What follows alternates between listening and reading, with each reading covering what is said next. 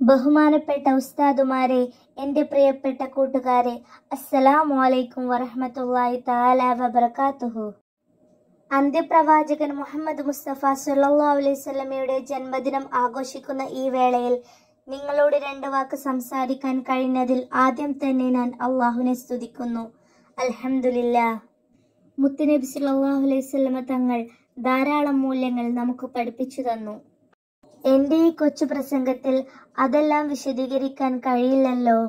അതുകൊണ്ട് ഏറ്റവും പ്രധാനപ്പെട്ട ഒരു സംഭവം നിങ്ങളുമായി ഞാൻ പങ്കുവെക്കാം.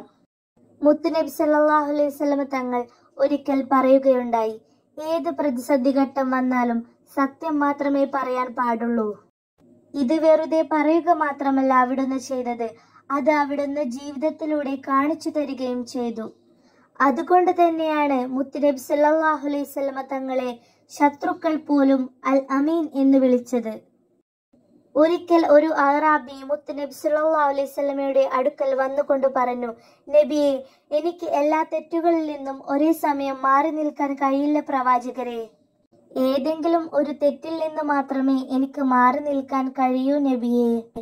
ഈ സമയം നമ്മുടെ മുത്തുനബി സല്ലല്ലാഹു അലൈഹി വസല്ലമ തങ്ങൾ ആ അറാബിയോട് പറഞ്ഞു, നിങ്ങൾ ജീവിതത്തിൽ ഒരിക്കലും കള്ളം പറയരുത്. ഇത് കേട്ട് അറാബിക്ക് സന്തോഷമായി.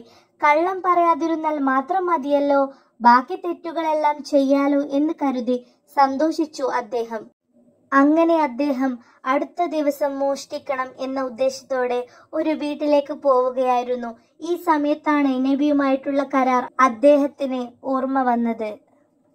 നാളെ മുത്തുനബി സല്ലല്ലാഹു അലൈഹി വസല്ലമ തങ്ങൾ മോഷ്ടിച്ചിരുന്നോ എന്ന് ചോദിച്ചാൽ ഇല്ല എന്ന് പറയാൻ പറ്റില്ലല്ലോ എന്ന് ഓർത്തപ്പോൾ അയാൾ ആ മോഷണ ശ്രമത്തിൽ നിന്നും പിന്മാറി. ഇങ്ങനെ ഓരോ തെറ്റുകൾ ചെയ്യുമ്പോഴും നബിയുമായി ചെയ്ത കരാർ ഓർമ്മ വരികയും എല്ലാ തെറ്റുകളിൽ നിന്നും ഒഴിഞ്ഞുമാറി സ്വാലിഹായ മനുഷ്യനായി ജീവിക്കുകയും ചെയ്തു. ഇങ്ങനെയാണ് പ്രവാചകൻ അവിടുത്തെ അനുയായികളെ ഉപദേശിച്ചു സന്മാർഗത്തിലേക്ക് നയിച്ചിരുന്നത്. നാം എല്ലാവരും പ്രവാചകചര്യ പിൻപറ്റി ജീവിക്കാൻ ശ്രമിക്കണമെന്ന് പറഞ്ഞുകൊണ്ട് ഞാൻ എൻ്റെ കൊച്ചു പ്രസംഗം ഇവിടെ അവസാനിപ്പിക്കുന്നു.